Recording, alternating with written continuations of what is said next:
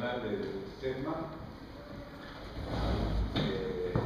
realiza hoy una actividad sobre la situación en Ucrania, tratando de dar algunos enfoques que no están en los medios de prensa que leemos o que vemos o que oímos habitualmente, por los que navegamos para completar el espectro. Hay una parte histórica de la conformación de ese país, hay una parte de actualidad y hay una parte de análisis.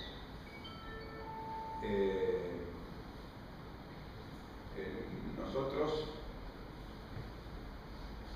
sabemos que hay en este momento un torbellino de información, generalmente distorsionada. Y entonces la idea es poder esclarecer y que salgamos apenas un poquito mejor aclarados sobre la cuestión. Para eso contamos hoy con la presencia de Osvaldo Goffman. Acá mi asesora de sonido me dice que tengo que poner el micrófono así. Estamos con la presencia de Osvaldo Goffman, que, bueno, de hecho se ha ido transformando en un especialista en asuntos de la Europa oriental, domina en general las lenguas eslavas, tiene acceso entonces a la lectura de esos materiales. Y comenzaríamos directamente dejando el uso de la palabra a Osvaldo. Adelante. Acá te van a decir cómo tenés que poner.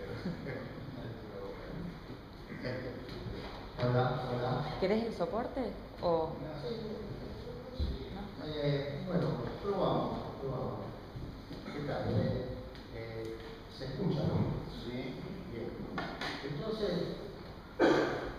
la idea sería entonces, como dijo Jorge, ver primero un poco de historia, refrescar la historia, porque realmente a veces a uno se le escapa. Y en base a eso entonces veríamos cómo el tema rápidamente, en minutos, cómo surge el primer estado eslavo en lo que después va a ser los países eslavos orientales, o sea, Rusia, Ucrania y Bielorrusia o Rusia Blanca. Y bueno, y después vamos a pasar a ver en forma sucinta algo sobre el nacionalismo ucraniano, la historia del nacionalismo ucraniano, y luego repasaríamos algo de mi parte de lo que es la estrategia norteamericana con respecto a Rusia. Así, algunas cosas leeré, otras se las comentaré directamente. Bueno, la Rus de Kiev es el primer estado eslavo en lo que después serían los estados orientales eslavos. Más o menos para el siglo X comienza se estructura aparentemente con el concurso de los varegos, que son una tribu de los vikingos de Suecia. A través de los ríos ellos avanzan y bueno, y se conforma de esta manera la Rus de Kiev, justamente porque Kiev tiene una posición estratégica en el comercio que ellos hacían directamente con Bizancio. Permitían llegar a los barcos hasta Kiev, y en Kiev se reunían una cantidad grande de flotas de barcos, porque avanzando después de Kiev ya había tribus que eran enemigas y podían asaltar a comerciantes individuales, entonces tuvieron que mercaderes individuales, y por eso tenían que reunirse en Kiev y avanzar todos juntos hacia Bizancio para hacer el intercambio de mercadería.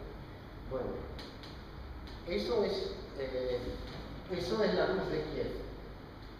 Fíjense que la luz de Kiev es una unidad territorial muy grande. En su momento llegó a ser realmente un gran país que va hasta el Mar Negro.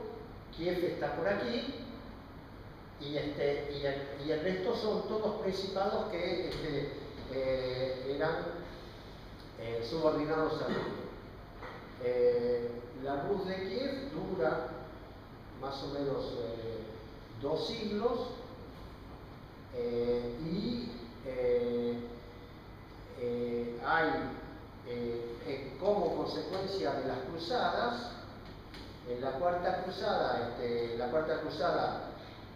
ocupa Constantinopla, y al ocupar Constantinopla lo que sucede es que le quita importancia al comercio de Kiev con Bizancio. Prácticamente ahí Bizancio ya de eso no se va a poder recuperar prácticamente más, hasta que en 1450 los turcos la ocupan y decae Kiev.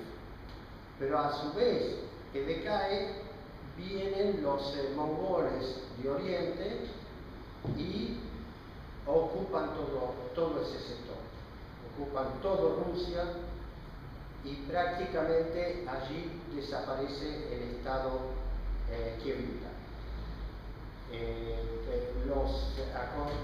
A continuación, lo que sucede es que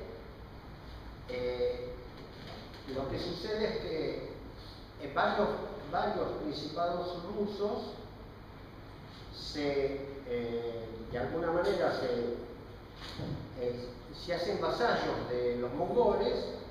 Los mongoles tienen, con respecto a Moscú, que era una ciudad pequeña, comienza siendo una fortaleza de madera más o menos para el 1100, pero va creciendo como consecuencia de la caída de Kiev y se convierte en un estado vasallo que los mongoles le dan el derecho de recaudar para ellos. Y eso es una de las razones por la cual el principado moscovita empieza a crecer. Si ustedes ven, además de la posición estratégica, cómo va creciendo, lamentablemente no se ve bien ahí de lejos, pero cada color significa una ampliación del principado que empezó siendo apenas esto que está aquí. Después de esto, ya aquí tienen una idea de cómo se va extendiendo Rusia, ya con centro en Moscú. Entonces, ven, esto es en 1584, esto que está aquí, en 1600, hacia 1648, hacia 1689, a 1725, cómo va ampliándose, y esto es seguido en Manchuria y es seguida a China por un tratado en 1689. La frontera esta era el Imperio Ruso en la época de Pedro el Grande. Y como ven, aquí, en esta zona está Kiev. Obviamente que esto es un mapa que no es plano como estamos acostumbrados, sino más bien trata de ser un plano más fiel con la curvatura de la Tierra. Así que, ¿qué pasaba? Kiev, en realidad Ucrania, para 1654, en Ucrania había un reino cosaco que estaba amenazado por los polacos. Polonia llegó a ser el país más grande en un momento, durante la Edad Media europea, el país más grande de Europa, con más de 1 millón de kilómetros cuadrados. Y llegó incluso a ocupar Moscú por unos años. Los cosacos en guerra con Polonia lo que hacen es ponerse de acuerdo con el zar de Moscú y acordar con él pasar a formar parte de Rusia a cambio de la protección del zar. Y efectivamente, como resultado del acuerdo entre los cosacos y el zar entra en guerra con Polonia e impide y toma Ucrania. Pero Ucrania siempre fue un lugar de disputa continua entre Oriente y Occidente, digamos. Entre el zar de Rusia, Polonia, el Imperio Austrohúngaro después. O sea, continuamente había un lugar de disputa.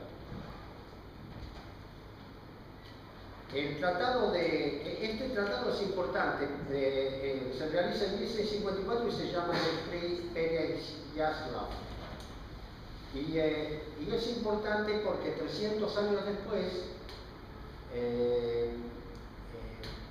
Khrushchev, en 1954, como en celebración del 300 aniversario, le regala Crimea, que era rusa hasta ese momento, a Ucrania. Bueno, esto un poco para hablar de Rusia. Ahora, ¿qué pasa? La formación de la Ucrania moderna. Aquí tienen cómo se va conformando. La parte roja es la parte que correspondía con Rusia. Esta parte es la parte que correspondía con Polonia. Esto es en el año 1654. ¿Cómo se va formando? Y acá no se ve bien, ¿no? Pero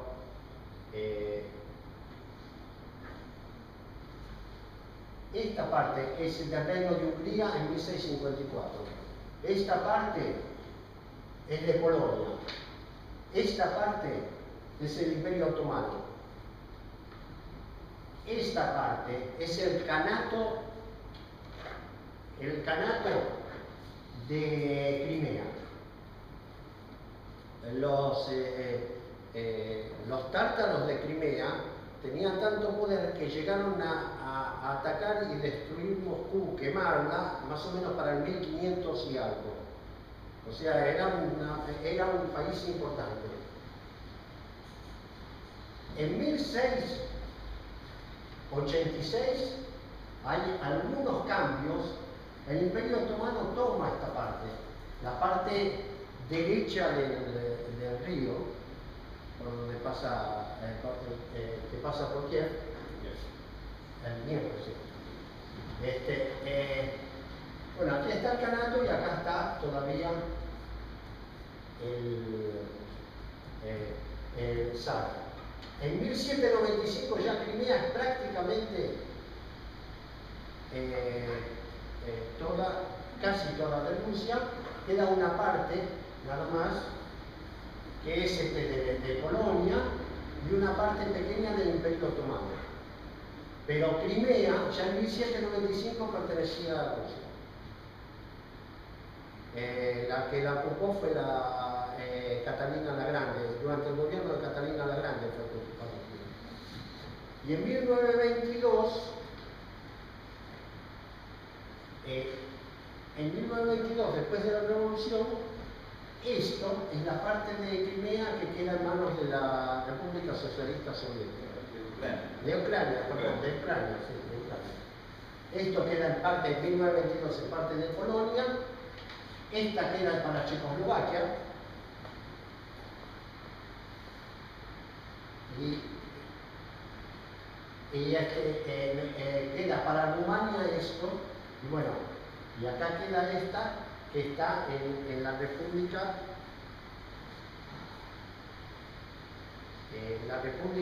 Federativa Rusa.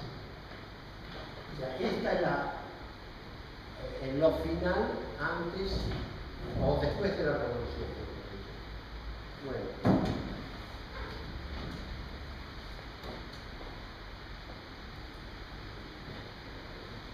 A ver, acá está se ve bueno, esto con respecto a lo histórico. No sé si creo que más o menos es un pantallazo, no tiene el sentido de ver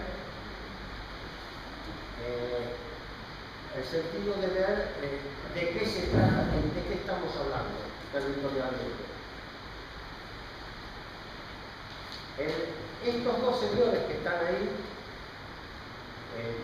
Netyura fue un dirigente nacionalista ucraniano durante la Primera Guerra Mundial en la Revolución, participó de la contrarrevolución contra la Revolución Socialista, contra los bolcheviques. Y Stepan Bandiera es un nacionalista ucraniano. Ahora les voy a leer algo sobre ellos dos. Un nacionalista ucraniano que participó de la Segunda Guerra en contra de la Unión Soviética y tiene importancia porque los partidos Svoboda y Sector Derecho son continuación de la organización de Bandera. Entonces, por eso vale la pena hablar un poco de esta gente.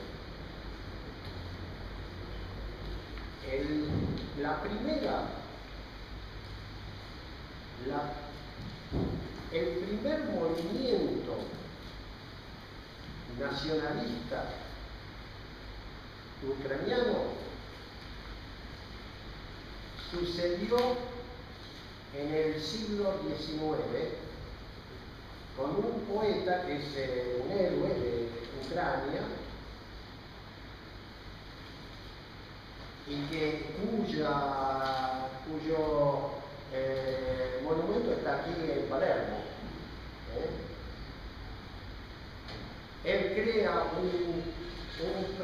una primera organización más o menos para 1850, que es una organización que se llamaba Organización de Cirilo y Metodio, que son los que crearon el alfabeto original de estos pueblos, tanto de los rusos blancos como de los ucranianos, como de los rusos de la Federación Rusa. Bien. Ahora,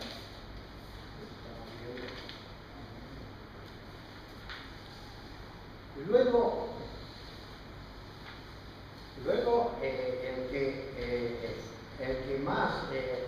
más se destaca es Simón Netyura, que nació en 1879 y como muchos dirigentes nacionalistas ucranianos, que es casi costumbre y hasta se repite ahora, se sigue repitiendo, fue asesinado por sus propios compañeros competidores. Fue asesinado en París en 1926 y era hijo de obrero de ascendencia cosaca. Fue presidente de Ucrania brevemente durante la Guerra Civil Rusa.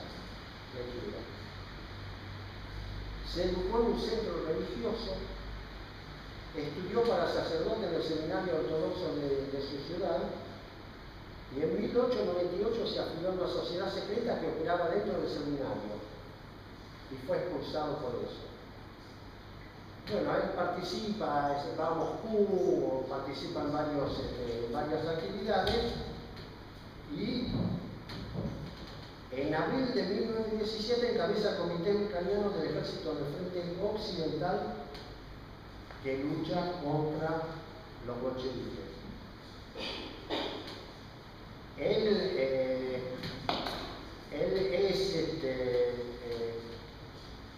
es derrotado por los bolcheviques y y llega a un acuerdo con los polacos, arman un ejército conjunto, atacan Kiev y lo toman. Pero al cabo de 2 meses los bolcheviques, el ejército rojo, consigue retomar Kiev. Luego de eso, él trata de volver a tomar, invade nuevamente la República Soviética de Ucrania, pero es derrotado y ya se exilia.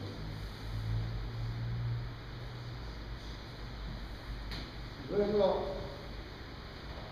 se exilia y algo importante de todo esto es que los movimientos nacionalistas de esa época eran extremadamente antisemitas.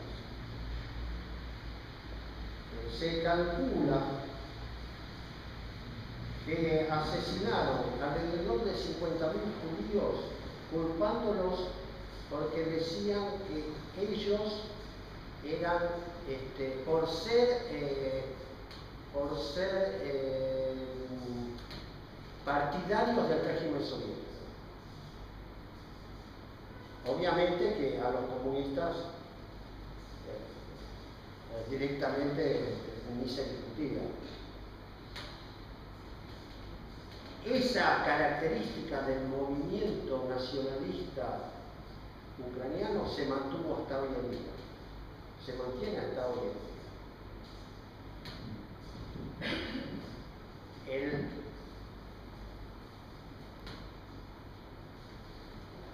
Bueno.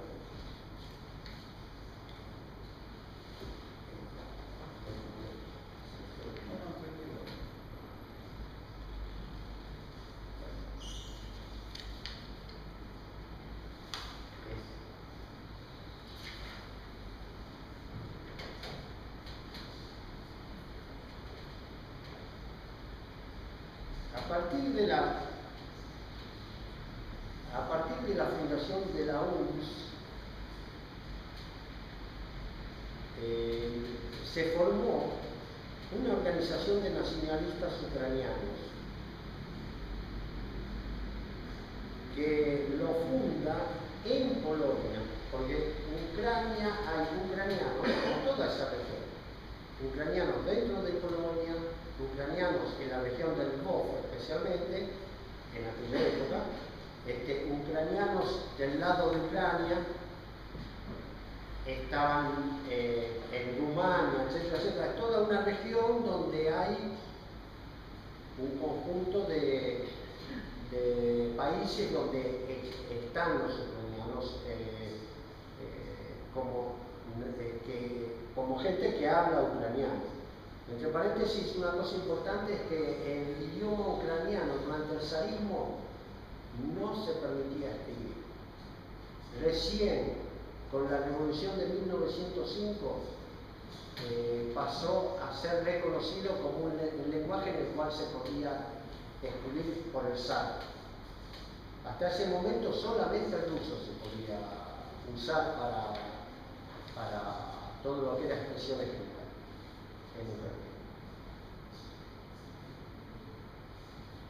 Bueno,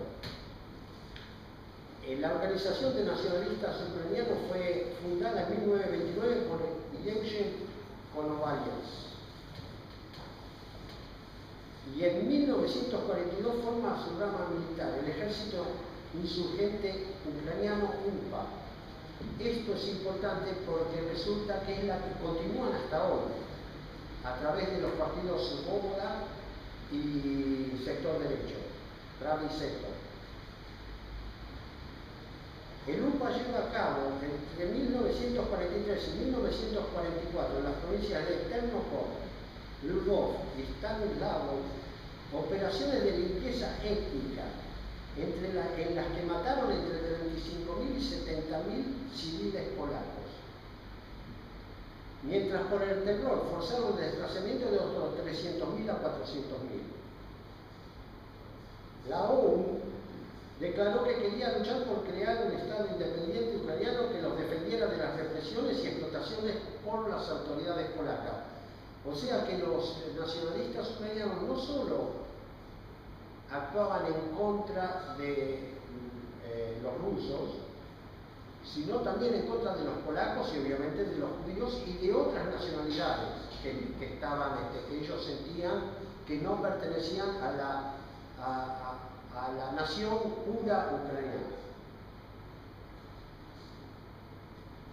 Ellos rápidamente extendieron sus actividades a la Unión Soviética. En 1938 fue asesinado en Holanda su creador, y la OUN se dividió en dos fracciones rivales. La OUN-B, liderada por Stepan Bandiera, y la OUN-M, dirigida por Andriy Mielnik.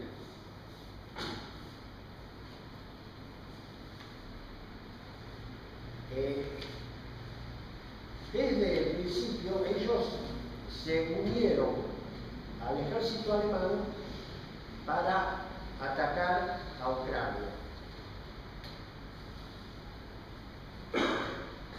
En 1941, aprovechando la invasión a la URSS por Alemania, la ONU proclama en Lvov la independencia de Ucrania. La proclama publicada decía en su punto 3 que Ucrania trabajará en estrecha colaboración con la gran Alemania nacional socialista bajo el liderazgo de su líder, Adolf Hitler, que está formando un nuevo orden en Europa y en el mundo y está ayudando al pueblo ucraniano a liberarse de la ocupación moscovita.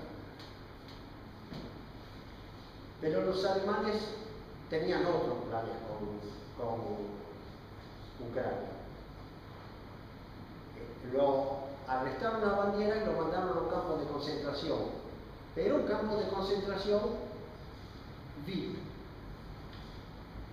Lo tuvieron allí un tiempo, hasta septiembre de 1944, y en 1944 lo liberan. Y lo liberan para que siga trabajando en contra del ejército ruso. La ONU colaboró con los alemanes en la lucha contra los guerrilleros soviéticos. En octubre de 1942 es creado por la ONU el ejército insurgente que lucha contra los soviéticos. La lucha de la ONU continuó tras el fin de la Segunda Guerra Mundial. Los últimos destacamentos fueron aniquilados solo en la década del 50. Ellos siguieron con la contrarrevolución hasta largos 50. Los restos de la ONU se mantuvieron en la emigración y volvieron a Ucrania tras la desintegración de la URSS en 1991. Uno se puede hacer una idea de lo que significó la desintegración de la URSS con este acontecimiento. Bandiera nació en Galicia, y en aquel momento Galicia formaba parte del Imperio Austrohúngaro. Galicia, Polonia. Hoy Polonia. No Galicia, la península. El padre era un sacerdote de la Iglesia greco-católica ucraniana. Su madre provenía de una antigua familia clerical, siendo también hija de un religioso de la Iglesia greco-católica. Bueno, él se hace miembro en 1922 del PLAS, una organización de scouts ucranianos.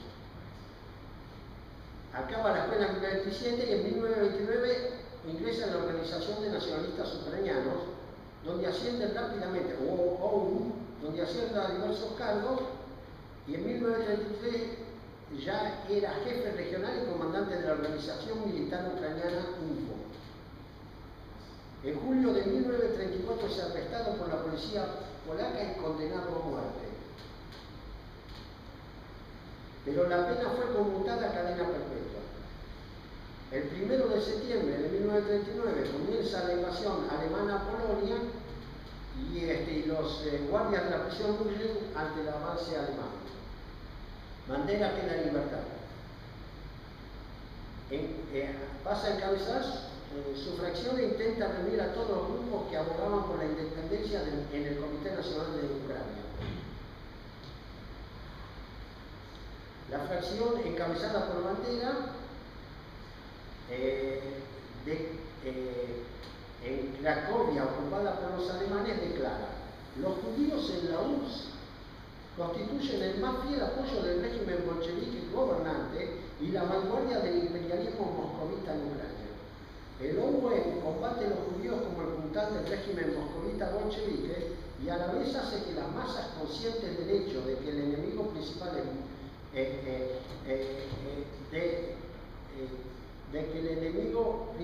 es Moscú.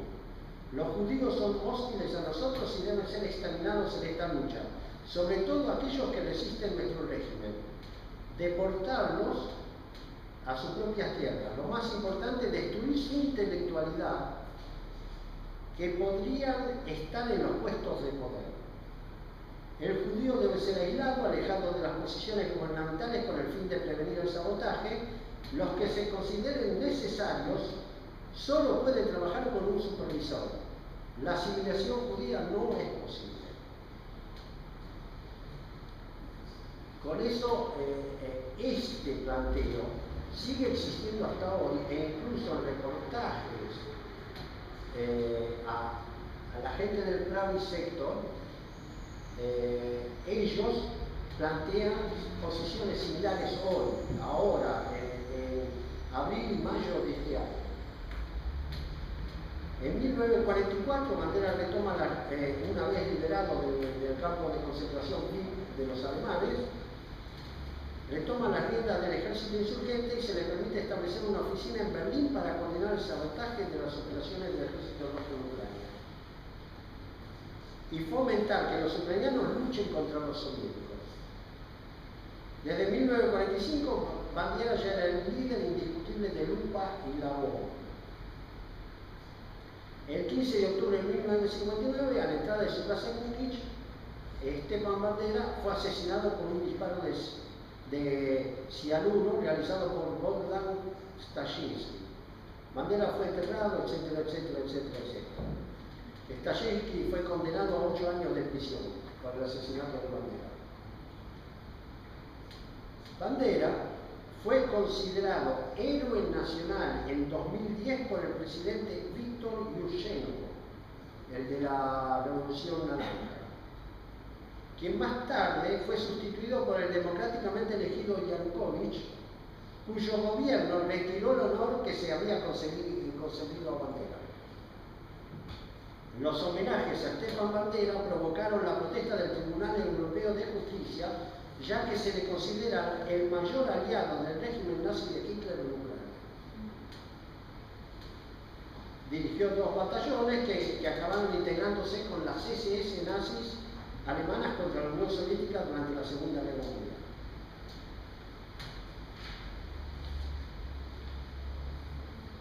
Bueno, eso en cuanto a estos 2 dirigentes máximos del nacionalismo,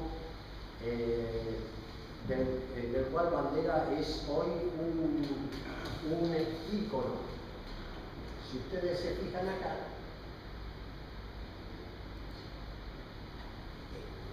esto son fotografías de Ucrania durante la guerra. Aquí ven cómo era la vida durante la ocupación de Ucrania. Los soldados alemanes que le limpian las botas los ucranianos. Esto es lo que querían hacer los alemanes de Ucrania.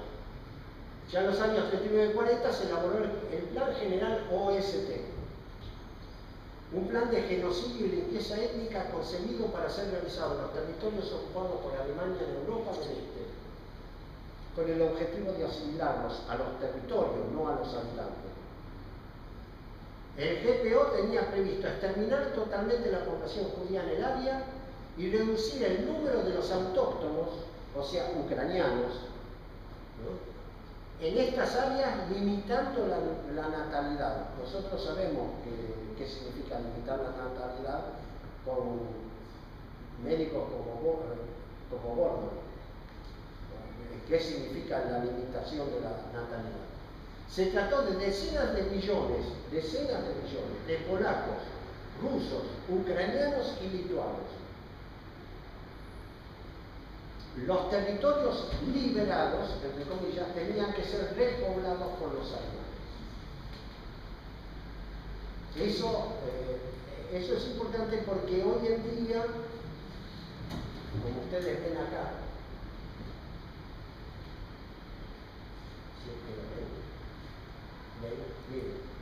esto es una manifestación. Acá lo ven a la foto de Baviera, ¿no? Es una manifestación de veteranos de Mandela. Tengan en cuenta que el régimen de la Revolución Naranja y el régimen actual también, en Kiev, la Junta de Kiev los está considerando a Baviera un héroe nacional. Y fíjense, Baviera trabajó con los alemanes y los alemanes lo que querían hacer de Ucrania. O sea, es significativo que en las webs hay todo un revisionismo sobre estos personajes en las webs, en los discursos, en la propaganda, inventando cosas. Por ejemplo, inventando que ellos pelearon también contra los alemanes, que liberaron Praga, que no es cierto que el Ejército Rojo liberó Praga, sino que Praga lo liberaron ellos, que lo que querían era una Ucrania independiente, pero bueno, que los rusos significaban un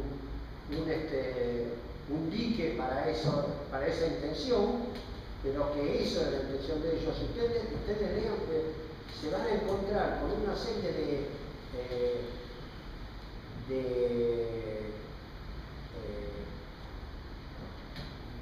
inventos sobre estos personajes para tratar de justificar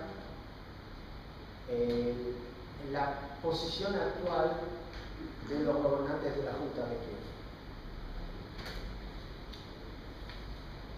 Bueno, para ver un poco qué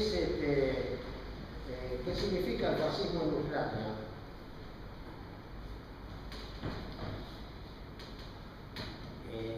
les voy a decir quiénes son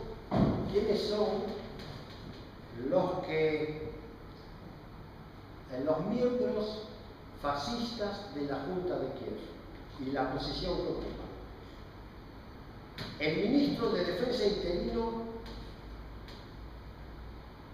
de Defensa, Igor Teniuk, es miembro del partido Svoboda. Un comandante naval que ha estudiado en el Pentágono y favorece el ingreso en la OTAN de Ucrania. El viceprimer ministro para Asuntos Económicos, Oleksandr Sig, principal ideólogo de Svoboda, quien como miembro del Parlamento es coautor de un proyecto de ley que prohíbe el aborto, quien ha señalado que las mujeres tienen que evitar el embarazo llevando una vida ordenada. El ministro de Agricultura, Igor Svaika, que es uno de los mayores terratenientes de Ucrania en la actualidad. Y el ministro de Ecología, Andriy Mokruk, encargado de las relaciones con los grupos nazis europeos, que ha servido como enviado de Svoboda al grupo Forza Nueva neofascista de Italia. Otros nombramientos son el jefe del Consejo de Seguridad Nacional, Andriy Bayun, cofundador de Svoboda, líder de la Revolución Naranja respaldada por Estados Unidos en 2004 y comandante de seguridad durante las protestas de Maidán, dirigiendo los ataques de la organización paramilitar del sector derecho. Y Dmitro Yarosh, jefe también de los servicios de seguridad. El procurador general Oleg Magnitsky y el ministro de Educación Sergei Kvit también son miembros del partido Svoboda. Eso es la influencia que tienen. Es la primera vez desde el fin de la Segunda Guerra Mundial que personajes de este tipo llegan a un gobierno europeo.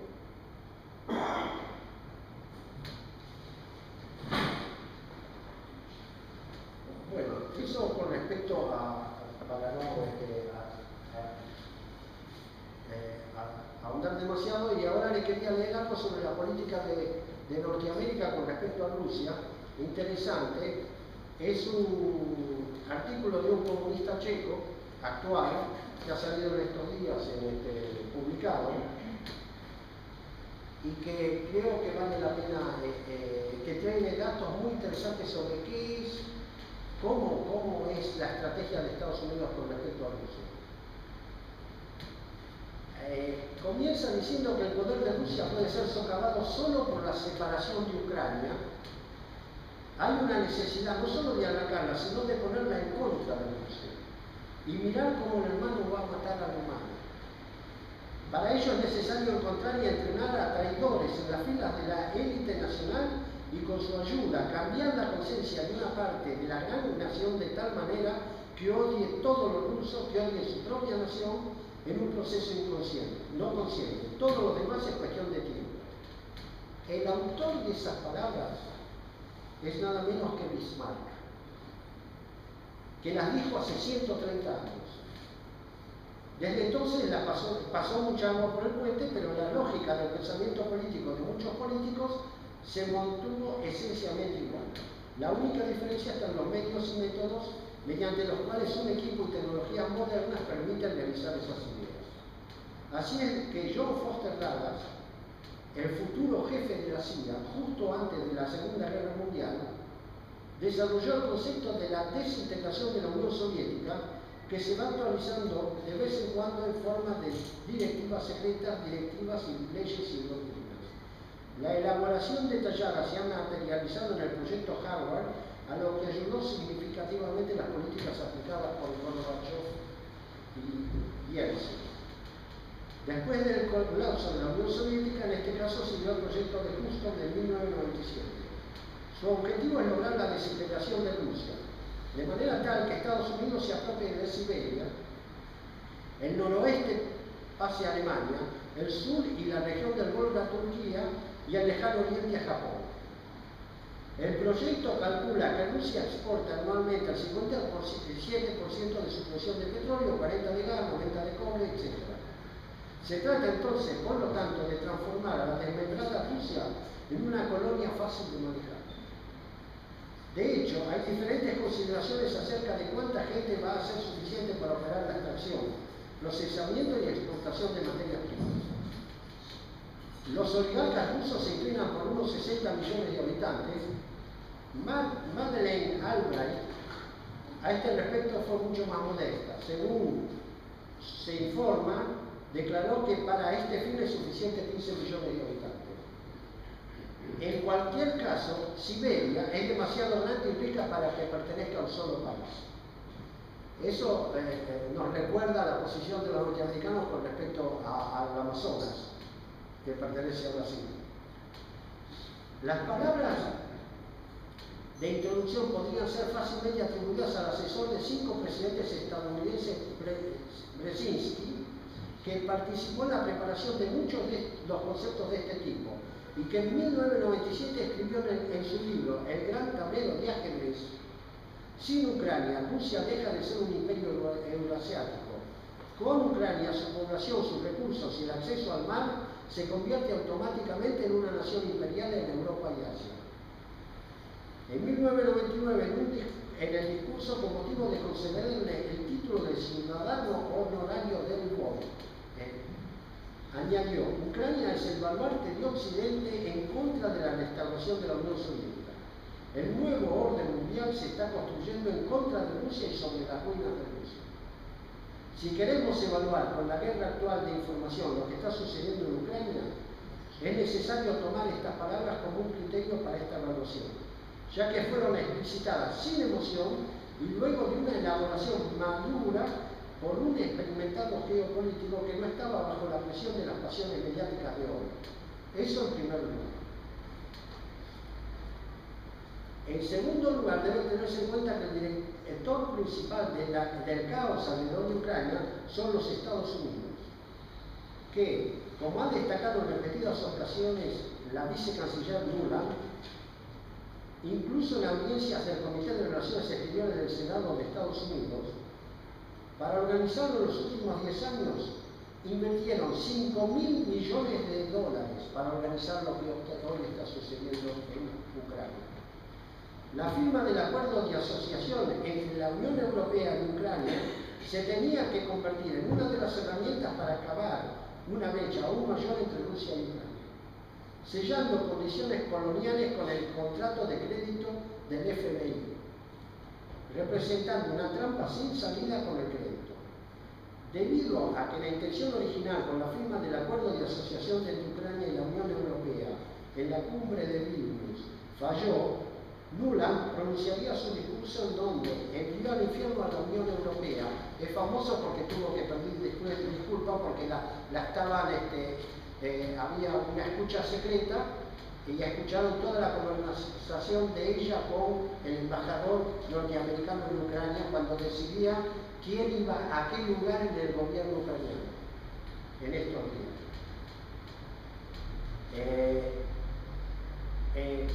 Entonces,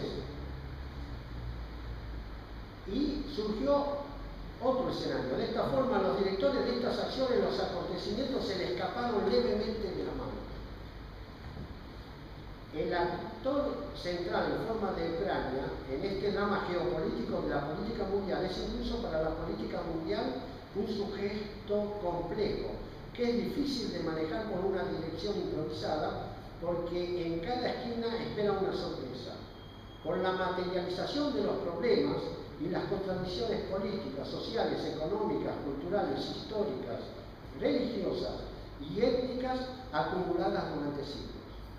Además, la experiencia demuestra que ni Washington ni Bruselas, en ese sentido, tienen demasiada comprensión y sensibilidad para ofrecer. Con certeza podemos decir que han subestimado totalmente el momento psicológico, incluso en relación con la sociedad rusa. Al parecer, partiendo de ideas extraídas de los informes de las organizaciones no gubernamentales, agencias de inteligencia y las embajadas en Moscú y en Kiev evaluaron a la sociedad muy diferente, como apática, masa indiferenciada, indiferente a los asuntos políticos. Absolutamente, por ejemplo, no entendieron lo que en Rusia significa gritar le pegan a los muertos. Eso es lo que agrupó a Rusia alrededor de Putin.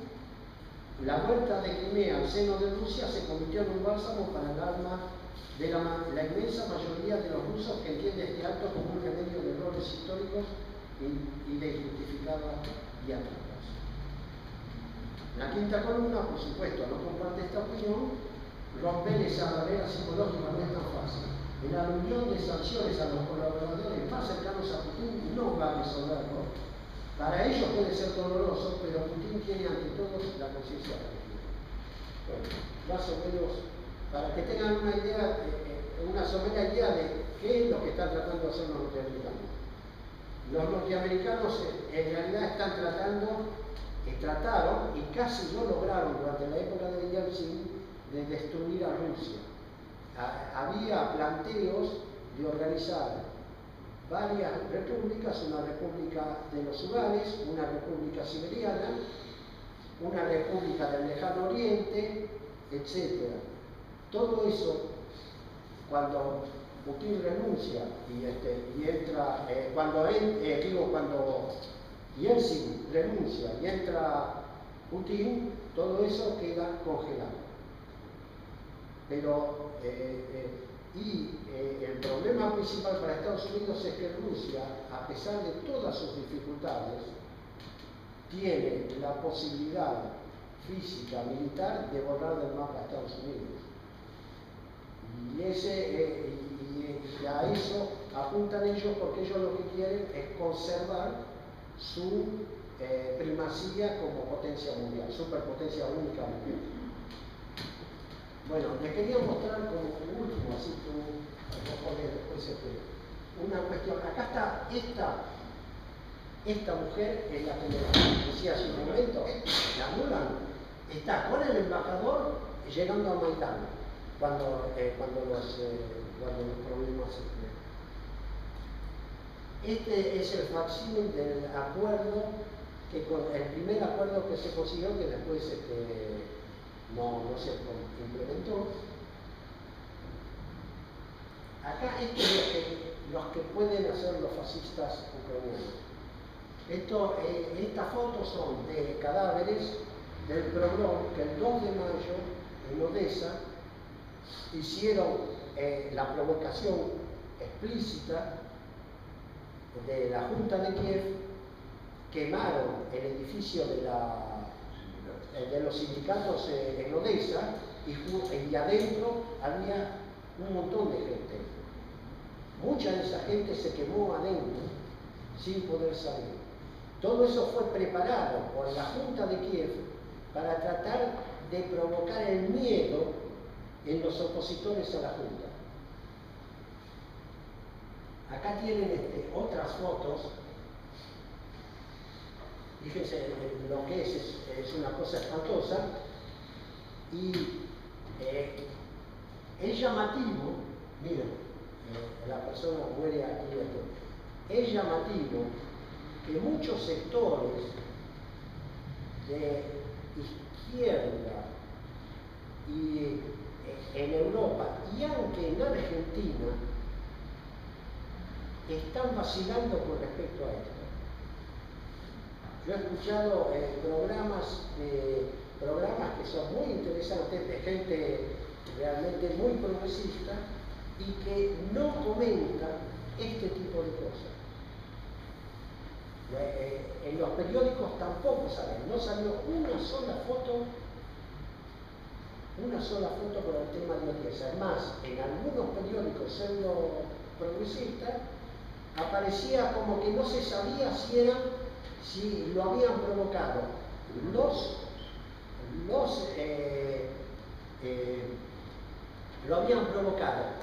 fascistas o el gobierno de Kiev, o lo habían provocado los prorrusos.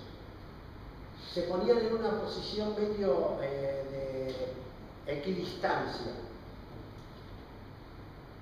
Este tipo es el hombre que dirigió el programa.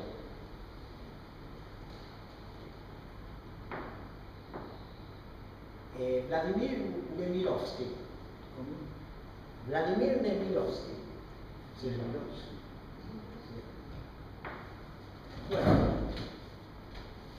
Bueno, y hay algo más que quería mostrarles, y es la consecuencia una de las consecuencias de la destrucción de la Unión Soviética. Población de Ucrania. Fíjense la caída que tiene la población de Ucrania desde el momento en que desaparece la Unión Soviética. Pero no es solo ahí. Fíjense la población de Rumania. El desastre que significó para todas esas naciones.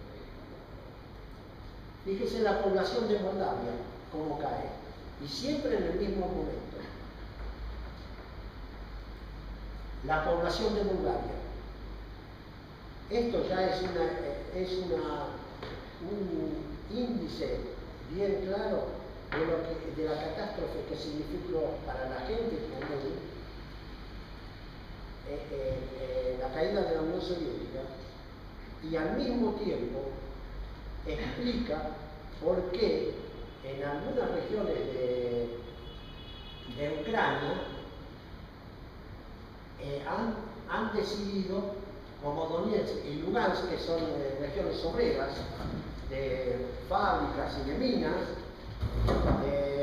han decidido ponerse en contra de la Junta de Kiev con las armas en la mano. No es tan sencillo. Y ahí te dejo tu... Bueno, hemos escuchado una interesante intervención académica que muestra que las cosas en esta región no surgen de un repollo, sino que vienen de mucha historia y de muchas situaciones anteriores. Ustedes ven acá la ciudad de Sloviansk, que a veces aparece en nuestra prensa o en las informaciones que leemos nosotros como Slaviansk. En este momento, Slaviansk está rodeada de tropas enviadas por la Junta de Kiev. Y hay una resistencia que ya lleva un poco más de 36 horas. ¿Por qué este lugar? Porque de este lado es la República, se ha instalado la República Popular de Kharkov. De este lado, esto está en el norte de la República Popular de Donetsk. Y de este lado, la República Popular de Lugansk. Entonces es un lugar que está en el vértice de esta especie de triángulo y es un lugar estratégico para confrontar con el fenómeno más importante que se ha dado desde la caída del muro de Berlín en adelante en esta región, que es la instalación de las repúblicas populares de Donetsk, Lugansk y Kharkov. Fíjense la movilidad de la situación actual, que el domingo pasado, próximo pasado, se han realizado referéndum en la República Popular de Donetsk y la República Popular de Lugansk. La de Lugansk es la más protegida porque está frontera con Rusia. Y estos referéndums han sido expresión de lo que podríamos decir autodeterminación de los pueblos, en el sentido de que han consagrado repúblicas populares. No solamente los acontecimientos se desarrollan allí, porque hay también movimientos diplomáticos. Ha habido movimientos diplomáticos entre el gobierno de Rusia, el gobierno de los Estados Unidos, la Junta de Kiev, que han firmado un acuerdo al cual, producto de una reunión a la cual en Ginebra no han sido invitados ni la Junta de Gobierno de ninguna de estas tres repúblicas populares. Por lo cual, ninguna de estas tres repúblicas populares se ha considerado parte involucrada para el cumplimiento de estos acuerdos, donde los protagonistas o parte importante de los protagonistas no han tenido lugar. El presidente de Rusia, Putin, yo acentúo distinto que él, el presidente de Rusia le ha pedido de estas tres repúblicas populares, perdón, a dos de estas tres repúblicas populares, las que convocaron referéndum, que no lo realicen.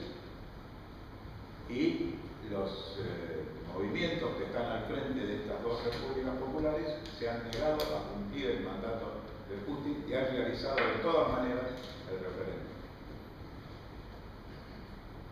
Porque alrededor de la situación actual allí hay una visión, por supuesto, que es la que dan los grandes medios masivos de comunicación, que están los pro-europeos, los pro-rusos, prácticamente que el ejército ruso está metido adentro de Ucrania.